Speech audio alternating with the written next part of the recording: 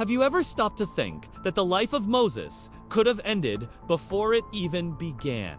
An innocent baby, born in dark times, under decrees of death and oppression, when every Hebrew boy was condemned to die. The scene was cruel and hopeless, and yet it was in this very environment that God began to write one of the greatest stories of deliverance in human history. Moses was born a slave, but he carried within him a divine purpose. From the very beginning, his life was marked by a miracle that would change not only his destiny, but the destiny of an entire nation. Today, let's walk together through this powerful story. Let's dive into the details of the miracle that saved the prophet Moses and reflect on what it means for our lives today. Imagine living in a time when bringing a child into the world was a reason for fear instead of joy. Pharaoh, afraid of the growth of the Hebrew people, gave an order that all newborn Hebrew boys must be killed. Every baby's cry became a risk. Every knock at the door could mean tragedy. And it was in this hostile environment that Moses was born. His life, before it even began, was already sentenced. But God had other plans. Moses' mother, Jochebed, knew her baby was in danger. Yet she decided to hide him for 3 months. Think about her courage and her desperation, living every day as if it could be her baby's last, trying to silence his cries, hiding him from soldiers, believing that somehow God would intervene. But there was a limit. She couldn't hide him forever. That's when her faith turned into action.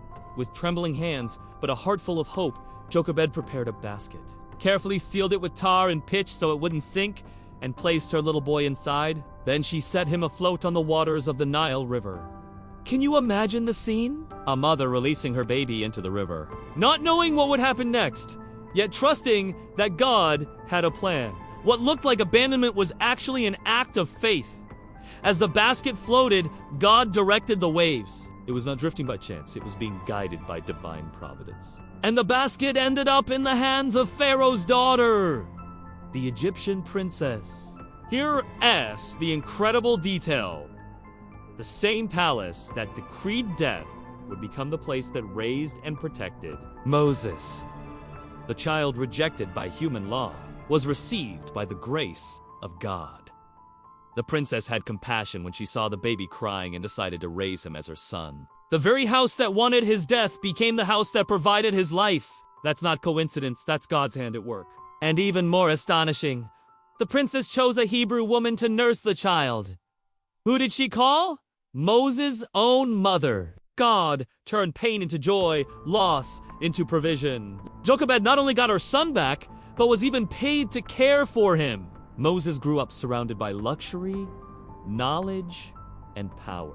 He received the best education Egypt could provide. He learned about leadership, strategy, and culture skills that would one day be used to lead God's people. But in his heart, Moses never forgot who he really was. He might have been raised as an Egyptian prince, but he remained a Hebrew child, chosen by God. The miracle of Moses wasn't only about saving his life, it was about preserving a divine purpose. He would become the man God chose to confront Pharaoh, part the Red Sea, and lead Israel to the Promised Land.